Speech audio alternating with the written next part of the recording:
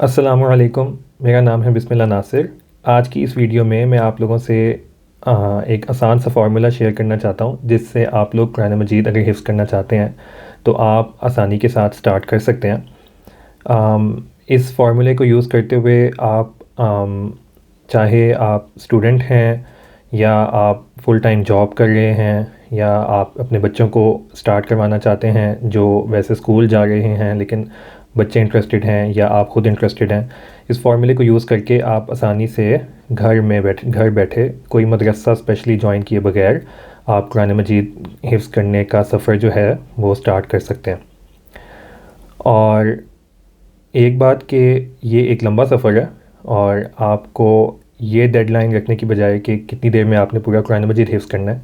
इस बारे में सोचें कि आप थोड़ी थोड़ी सूरतें, थोड़ा थोड़ा कुरान पाक, कुछ कुछ आयात भी अगर याद कर लें तो कितने ज़्यादा सवाब की बात है और अल्लाह ताला आप को उसका अजर सवाब दे।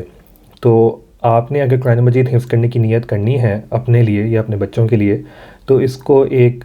लाइफ लॉन्ग जर्नी सोच कर करें, बजाय इसके कि आप एक इंटेंसिव सिचुएशन में चले जाएं जहां आप कुछ अरसे बाद बर्नआउट हो जाएं और आप जो है मतलब you are not left anywhere.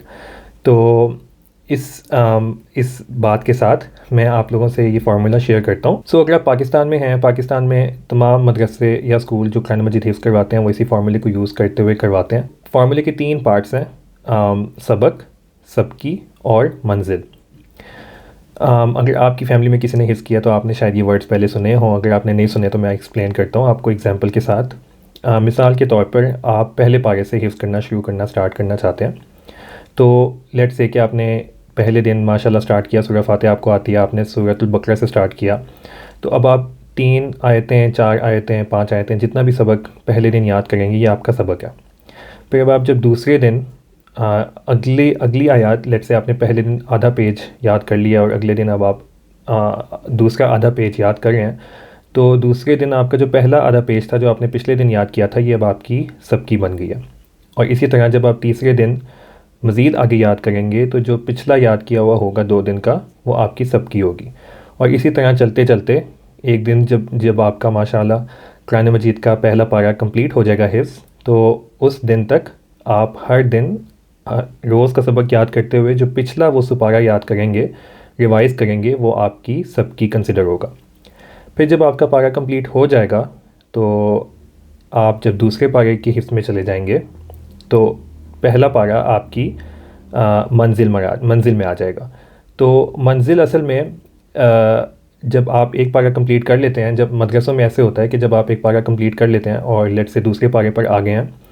तो जब तक वो दूसरा पारा तकरीबन 3-4 पेजेस नहीं हो जाता, पाव नहीं हो जाता, या तकरीबन आधा भी कई लोग करते हैं, आधा नहीं हो जाता, तब तक वो पिछले पारे को जो हिफ्ज़ किया होता है उसको सबकी में रखते हैं और उसके बाद उसको मंजिल में कन्वर्ट करते हैं। और आप इस तरह भी कर सकते हैं। मंजिल क्या है? मंजिल ये है कि जब आप एक पारे से अगले पारे पर शिफ्ट हो गए हैं और उस पारे का सब्सटेंशियल पार्ट लेट से पाव से आगे आपका हो गया है और सिर्फ वही पारा आपकी सबकी का पार्ट है, लेट से दूसरे पारे पे अब हैं आपका और वो आपका सबकी है, तो पहला पारा जो आप रेगुलर बेसिस के ऊपर रिवाइज़ करेंगे वो आपका मंजिल बन जाएगा। फिर जब आप तीसरे पारे पर चले जाएंगे और तीसरा पारा आपकी सबकी में होगा तो पहला और दूसरा पारा आपकी मंजिल बन जाएंगे और इस तरह से आप इस साइकिल को कंटिन्यू करेंगे उस दिन तक जब तक आपका कुरान मजीद मुकम्मल हिफ्ज़ हो जाए। अब एक बात जो मैंने पहले भी आपसे कही और मैं दोबारा कहूँगा वो ये है कि इसको एक लिमिटेड टाइम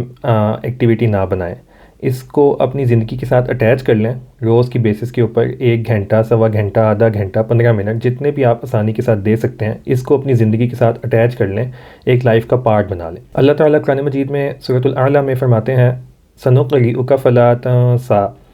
अल्लाह ताला हज़रत मोहम्मद सल्लल्लाहु अलैहि वसल्लम को फरमा रहे हैं, कह रहे हैं कि हम आपको ये कुरान मजीद पढ़ाएंगे और आपको ये नहीं भूलेगा। क्योंकि हज़रत मोहम्मद सल्लल्लाहु अलैहि वसल्लम के ऊपर जब हज़रत जिब्रील आकर वही नाजिल होती थी और वो तिलावत कर रहे होते थे, तो हज़रत मोहम्मद सल्लल्लाहु अलैहि वसल्लम उनके साथ जल्दी जल्दी में उसको तिलावत करने की कोशिश करते थे। लेकिन अल्लाह ताला ने ये आयत नाजिल फरमाई कि आप परेशान नहीं हों, हम आपको याद करवाएंगे और आपको नहीं भूलेगा। तो अल्लाह ताला का ये कुरान मजीद है, ये अल्लाह ताला के अल्फाज़ हैं। अल्लाह ताला ने ये इसकी हिफाजत जो है वो अल्लाह ताला की ज़िम्मेदारी है, और अगर हम लोग इसका पार्ट बनना चाहते हैं तो ये अल्लाह ताला की बहुत बड़ी ब्लेसिंग है। 2 टिप्स हैं जो मैं आपसे शेयर करूँगा आपकी इस जर्नी को आसान करने के लिए। और पहली टिप उसमें ये है कि मदरसों में भी जब बच्चों को हिफ्ज़ करवाना स्टार्ट करवाते हैं तो पहले पारे की बजाय आखिरी पारे से स्टार्ट करवाते हैं, और आखिरी पारे अम्मा पारे के भी स्टार्ट की बजाय बिल्कुल आखिर से, यानी सूरतुल नास, सूरतुल फलक, सूरतुल इखलास पीछे से सूरतुल नबा की तरफ लेकर आते हैं। उसकी बड़ी वजह ये होती है कि बच्चों में एक मोटिवेशन का एलिमेंट कायम रहे, बच्चे आहिस्ता आहिस्ता छोटी छोटी सूरतों से स्टार्ट करें और बड़ी बड़ी सूरतों, लंबी लंबी सूरतों की तरफ जब तक आएँ तब तक उनका मोमेंटम बन जाए, उनमें कॉन्फिडेंस आ जाए और वो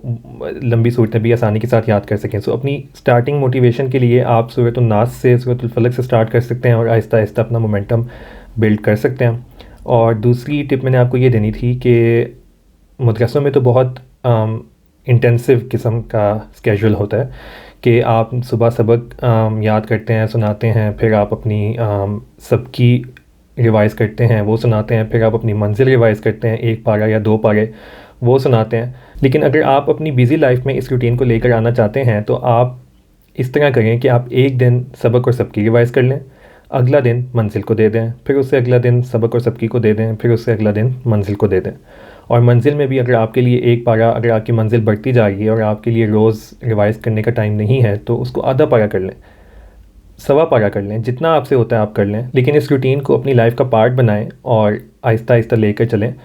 ख़ुद भी इस रूटीन को अपनी लाइफ का पार्ट बनाएं और अपने बच्चों को भी, अगर आपके बच्चे भी इंटरेस्टेड हैं लेकिन वो स्कूल जाते हैं और आप स्पेसिफ़िकली उनको किसी मदरसे में एडमिट नहीं करवाने का उनके पास टाइम, अगर आपके पास टाइम है तो बहुत अच्छी बात है, और अगर बच्चे भी इंटरेस्टेड हैं तो बहुत अच्छी बात है। लेकिन अगर टाइम नहीं है लेकिन आप इस रूटीन को अपनी लाइफ का पार्ट बनाना चाहते हैं तो आप घर बैठकर भी इस फार्मूले को यूज़ करके इसको अपनी लाइफ का पार्ट बना सकते हैं।